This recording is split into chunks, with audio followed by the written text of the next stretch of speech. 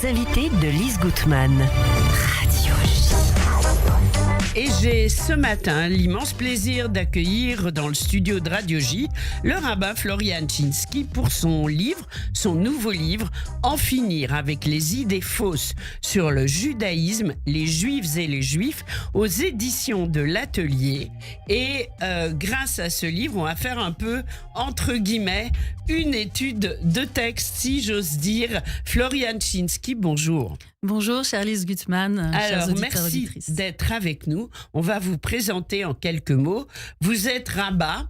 Rabbin, c'est rabbin, rabbine. Vous allez tel que le dit l'Académie de la langue hébraïque, qui recommande l'usage de rabbin, rav, rabbin oui, en hébreu. Exactement. Alors, vous êtes donc rabbin en hébreu, rabbin ou rabbine en français, engagé dans le dialogue interreligieux, formé en Israël à l'Institut Scherter, dans le mouvement Conservative Massorti en France, un mouvement pointu dans l'étude aussi bien des sources anciennes que de leur approche historico-critique. Vous êtes également docteur en sociologie du droit et spécialiste de différentes méthodes d'action non violente. Tout cela, on le retrouve dans votre livre et vous avez choisi de revenir sur toutes ces idées fausses sur le judaïsme, les juifs et les juifs. En fait, je me suis demandé, mais pourquoi d'habitude les rabbins écrivent des livres pour expliquer le judaïsme, même aux débutants, pour approfondir des textes. Et vous êtes peut-être dans un soutien auprès de la population juive pour trouver des réponses par rapport à ces idées fausses. Et c'est ça qui m'a beaucoup intéressée. Donc, est-ce que c'est l'une des raisons pour lesquelles vous avez fait ce livre ? Absolument, et c'est pour ça qu'il est structuré aussi en petites parties qu'on peut lire, qu'on peut consulter pour répondre à nos besoins face aux préjugés auxquels on se heurte en permanence.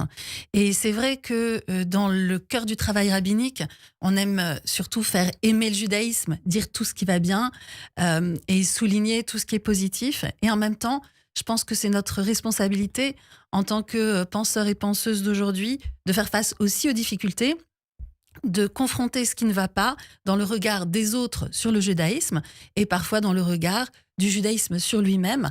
Il y a pas mal de remises en question derrière et en l'écrivant, je dois dire que moi-même, ça m'a obligée à beaucoup travailler sur beaucoup de sujets parce que je vais vraiment au bout de différentes idées qui sont difficiles et je pense qu'en écrivant ce livre, j'ai ri autant que j'ai pleuré. Oui, c'est pas sûr. Forcément physiquement, mais je suis vraiment allée chercher chaque chose difficile parce que je sais combien aujourd'hui nous avons besoin d'armes positives, d'armes de joie, d'armes d'analyse.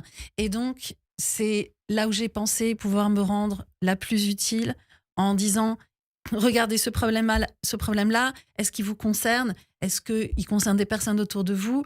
Est-ce que vous avez besoin d'outils pour le désamorcer ?» Alors, justement, ces problèmes, est-ce que vous-même, ces idées fausses, vous avez eu à y faire face ? Ou alors, est-ce que c'est les personnes dont vous vous occupez qui sont venues vous en parler ? Ou est-ce que c'était des choses que vous avez entendues dans les médias ? Est-ce que vous avez été directement concerné par ces idées fausses ? C'est important aussi. À titre personnel, oui. Et en tant aussi que maman, oui. Et en tant que rabbin, avec toutes les questions des personnes qui viennent me trouver également. Et en tant que sociologue aussi. Donc si on prend une vieille idée fausse depuis longtemps qui remonte, les juifs sont sur deux et dominateurs, par exemple. Idée très fausse, très fausse. Idée très fausse, mais en fait, elle continue à traîner depuis longtemps et mine de rien, elle réintègre les mêmes et les visions négatives du juif dominant, colonisateur. Donc ça a encore des répercussions jusqu'à aujourd'hui. Donc c'est important de le désamorcer. Bien sûr, toutes les questions sur la place des femmes dans le judaïsme, c'était très important pour moi d'y aller, de redonner les sources, de le remettre en perspective. Et puis toutes les questions sur qu'est-ce que le genre, qu'est-ce que le sexe, qui sont vers la fin. j'ai appris énormément de choses parce qu'il m'a fallu savoir comment, d'un point de vue de la réalité sociale d'aujourd'hui, les présenter pour voir où on en est et pour voir ce qu'en dit la tradition juive. Bien Donc, sûr. ça a été 20 ans de questionnement. Et 20 ans, donc depuis le début de ma carrière, je travaille sur toutes ces questions. D'accord, c'est intéressant parce que justement, je me suis demandé, vous démontez plus de 70 idées fausses avec rigueur et pédagogie. Je me suis dit 70 idées, mais en combien de temps elle a fait le livre? Donc en fait, ce livre vous trotte dans la tête depuis 20 ans. Et combien de temps avez-vous mis à le paginer, à le mettre en page? Ça, c'est plus difficile à dire, mais c'est quelques années. Je pense que tout s'est remis aussi évidemment en mouvement avec le 7 octobre et l'urgence de présenter les choses, de les présenter maintenant. Et pour tout vous dire, je trouve que très, très souvent, moi, ce que je lis en filigrane de tout ce qui se passe politiquement, c'est une question assez horrible. Est-ce que le judaïsme existe vraiment ? Ou est-ce que c'est juste une invitation, une construction pour embêter... pour oui, en tant compliquer que rabbin, vous posez la question. Et là, c'est-à-dire, j'ai l'impression que c'est ce qu'on nous renvoie. Et avec ce livre, ça me donne l'occasion de revenir sur les siècles et les millénaires d'histoire du judaïsme en remettant des dates, des noms, tel rabbin, à quelle époque il ou elle a vécu, et puis le lien avec Israël et la réalité de l'antisémitisme sont des réalités historiques. Alors, c'est un livre qui est très pédagogique et qu'on n'est pas obligé, je le fais d'expérience, je le dis, de lire dans l'ordre de la première à la dernière page. Je conseille de lire peut-être l'intro et la conclusion qui reprennent un peu tout, mais ensuite, les chapitres sont quand même relativement bien séparés en fonction de l'intérêt des lecteurs. Et ça m'a paru très important. En plus, il y a un glossaire qui explique tous les mots en hébreu. On n'a pas besoin d'être juif et de connaître l'hébreu pour lire votre livre. Ça aussi, c'est important. Vous expliquez bracha, brachot, amida, Shabbat, Pessah, Kippour, etc. Mais avec des vrais mots et en expliquant comment ça s'insère en fait dans le monde juif, mais aussi dans la société d'aujourd'hui. Alors, justement, donc, il y a combien de chapitres? Je l'ai dit, j'ai oublié le chiffre. Vous avez dit 72, mais je dois dire que je ne me souviens pas précisément. Il y en a beaucoup. Il y en a énormément. Alors, par exemple, je ne sais pas, je prends un peu au hasard le 40e chapitre, Tzedek, justice. Vous commencez en disant « Le livre juif de référence est un vieux livre ringard écrit par un type mort. » C'est du second degré. Ça relève presque d'un humoriste, vous voyez. Et en fait, vous revenez sur tout cela pour expliquer justement en quoi Tzedek, la justice, c'est important dans le judaïsme. Alors, je vais juste dire, juste pour expliciter, le vieux livre ringard écrit par un type mort, c'est pour parodier l'idée d'Ancien Testament, qui est très lourde, qui est très pesante, qui est extrêmement nocive et qui présente vraiment le judaïsme comme quelque chose d'ancien, de ringard, qui tire vers l'arrière, alors que c'est une pensée et une pratique qui sont extrêmement progressistes. Et là, c'est vrai que à chaque fois que j'ai pu dans le livre, présenter quelque chose de lourd comme j'aurais pu dire l'Ancien Testament est une notion qui nuit au judaïsme. Là, on a compris à travers le titre, on désamorce la chose, et en même temps en essayant que ce soit joyeux. Oui. Parce que vous avez beaucoup d'humour dans la vie et votre communauté en profite. Et c'est vrai que c'est important, on le retrouve dans votre vision du judaïsme. Et Dieu sait qu'on a besoin d'humour aussi en ce moment. Alors, ce qui est très intéressant, c'est que on le verra pas à l'antenne, mais tous les chapitres ont sur le rebord de la page de droite, leur nom. Par exemple, tout le chapitre sur la justice, on n'a pas besoin de mettre un marque-page, on n'a qu'à feuilleter. Il y a écrit Tzedek-justice. Pourquoi avoir fait cela ? C'est intéressant, ça m'a beaucoup... Mais ça représente bien l'ensemble de ma démarche. C'est-à-dire que ce soit à la fois léger mais profond et avec des sources, que ce soit à la fois en français, il n'y a pas besoin de connaître pour lire, mais avec la possibilité d'aller retrouver les mots hébreux vraiment, et les concepts hébraïques vraiment dans le glossaire, avec la possibilité d'aller toucher ce qui fait le plus mal, parce que derrière les préjugés, ça fait mal, Oui. ça heurte, ça exclut les juifs, les juives, les femmes, et plein de gens, enfin. Donc, aller toucher ce qui fait mal, mais en donnant toujours la possibilité de voir le côté positif de l'autre côté. Et derrière, ce qu'on veut, c'est de la justice. Il faut toujours se souvenir et regarder quel est notre objectif. C'est qu'il y ait de la justice, de la paix, de la compréhension, de l'intelligence, du dialogue. Et les idées reçues, c'est les obstacles. Il faut bien les voir pour les contourner. Et c'est important de ne pas s'en écarter. Et pour moi, c'était aussi une question de responsabilité. En tant que rabbin, je connais les sources. En tant que sociologue, j'ai une vision aussi de ce qui se passe dans le monde. En tant que pratiquante et enseignante de méthodes non violentes, j'ai une idée de ça. Donc, si je ne vais pas voir ce qu'il y a de plus dur, j'accomplis pas ma mission, en fait. Et donc, le fait qu'il y ait des chapitres aussi, je voulais dire, c'est parce que les vrais héros et héroïnes du livre sont les personnes qui le lisent. Et c'est beau ce que vous dites, c'est vrai. Que chacun dose. Là, j'ai envie d'aller attaquer quelque chose de très dur. Tu choisis un chapitre qui a un impact difficile dans ta vie. Ou là, j'ai envie d'aller voir quelque chose qui m'impacte moins. C'est possible aussi.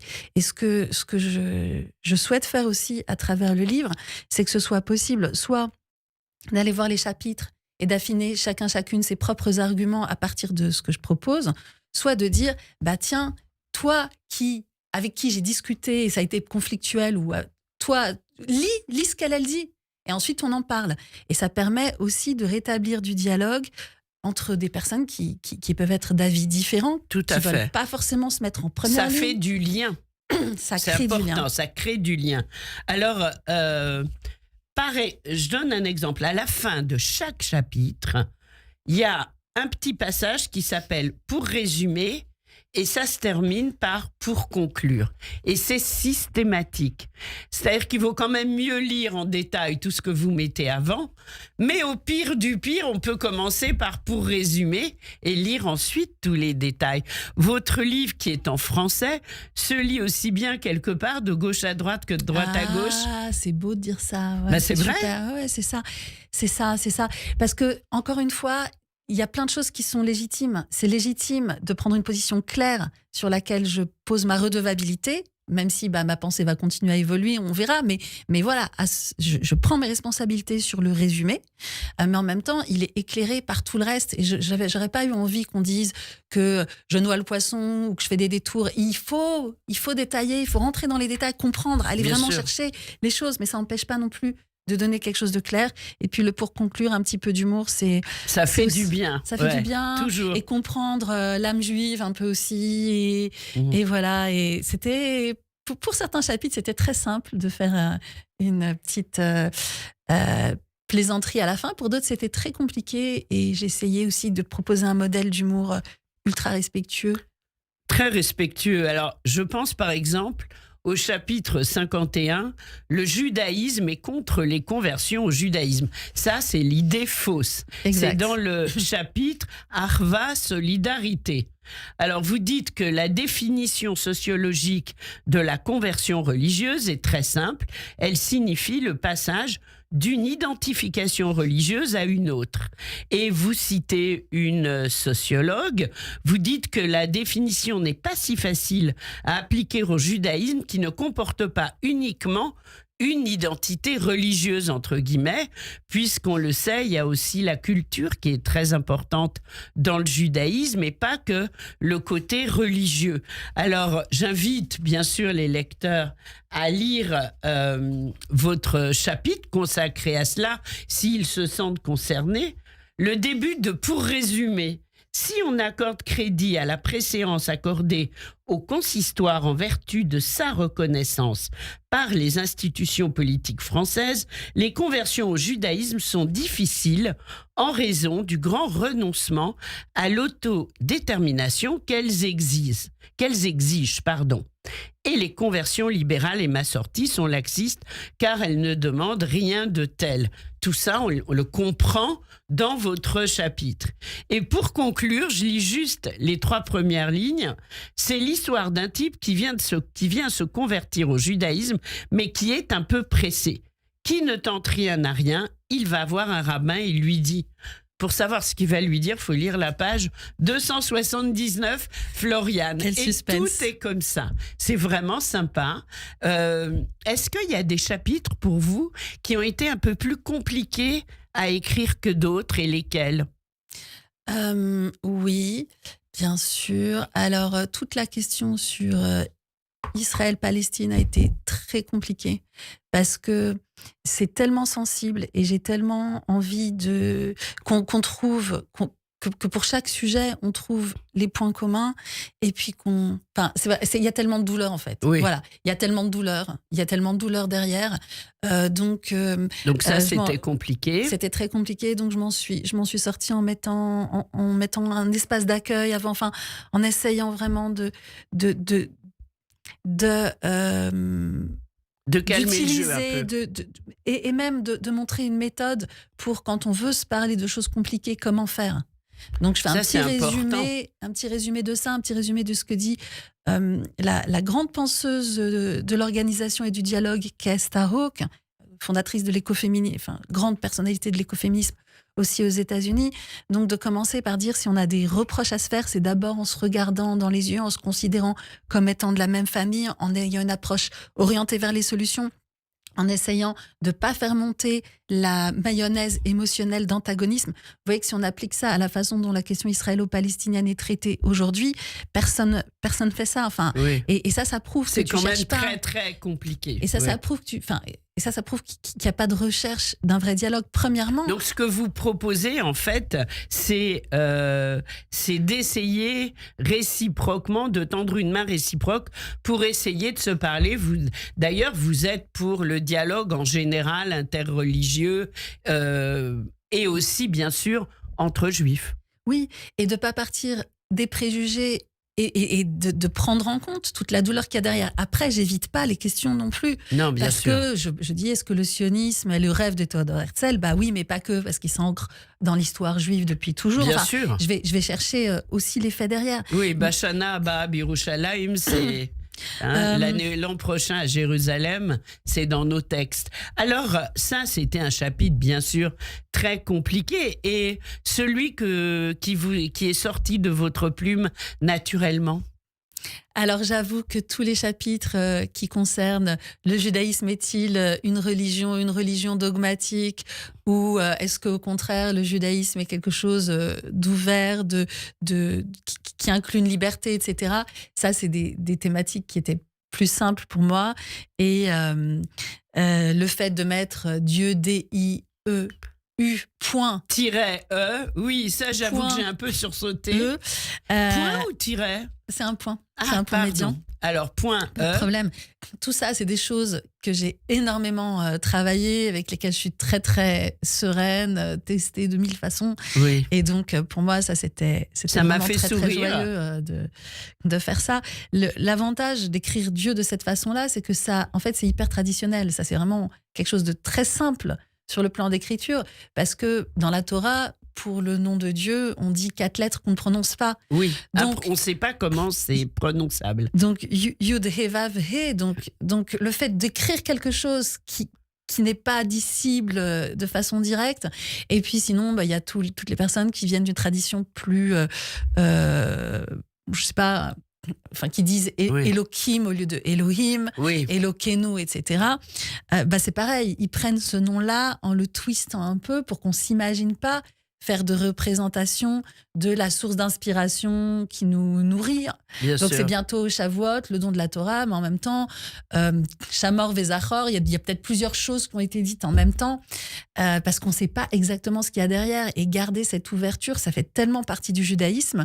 Et la schématisation, Dieu, petit bonhomme sur son nuage, fait tellement pas partie du judaïsme, oui. qu'au contraire, le désamorcer dans la façon même de décrire Dieu, ça, c'est pas une prise de risque. Il n'y a pas de prise Mais de par exemple, dans d'autres là-dedans, langues, vous n'auriez pas pu le faire. Ça, on en parlait justement. J'ai parlé de votre livre à un déjeuner il y a 2 jours et on disait en français, on peut le faire, mais pas dans toutes les langues. J'imagine que chaque langue a sa propre façon c'est ça, de voilà. pouvoir faire ce petit pas de Oui. côté qu'exige le fait de se connecter à quelque chose de plus grand que soi. Enfin, voilà, Bien sûr. faut de l'ouverture. Oui. Et c'est ce qu'il y a dans ce Et petit tiret alors, aussi. qu'est-ce qu'on vous a déjà reproché sur ce livre? Je le rappelle, en finir avec les idées fausses sur le judaïsme, les juifs et les juifs. Il y a des choses qu'on vous a dit, oh ben non, t'aurais pas dû faire ça, dire ça, ou je ne sais pas. Moi, je vous invite à le lire et à me faire ce type de retour. Pour l'instant, Super. j'ai que des retours Positif. hyper positifs. Voilà. Ça me tenait vraiment à cœur que ce soit lisible, sympa, utile, quelque chose qui nous grandit, quelque chose qui nous donne de la force. Et j'ai fait tout ce que j'ai pu pour que ce soit le cas. Et mes retours, c'est que ça marche bien. Et c'est paru aux éditions de l'Atelier. Donc, Florian Chinsky, en finir avec les idées fausses sur le judaïsme, les juifs et les juifs. L'émission est en train de toucher à sa fin. Je sais que la culture juive, c'est très important pour vous et puis que vous aimez aussi le yiddish. J'aime beaucoup, je trouve ça très important et tout cet humour et toute cette liberté de créer de la culture. Nous sommes toutes et tous artistes, de même que nous sommes toutes et tous lectrices de la Torah et que c'est comme ça que le judaïsme vit, quand sans lourdeur, mais chacun prend sa place Et on est toutes et tous légèreté. frères et sœurs. Et du coup, ça nous fait une transition parce que vous avez demandé à ce qu'on termine cette émission avec un groupe qu'on adore toutes les deux, les Marx Sisters. Et c'est leur version de Alle Brüder, Alle Schwester, tous frères, toutes sœurs. Merci beaucoup, Florian Chinsky, d'avoir été avec nous. Et on se précipite sur votre nouvel ouvrage quand vous le souhaitez sur Radio J. Au revoir. Merci. Bonne journée. Merci. Bonne journée.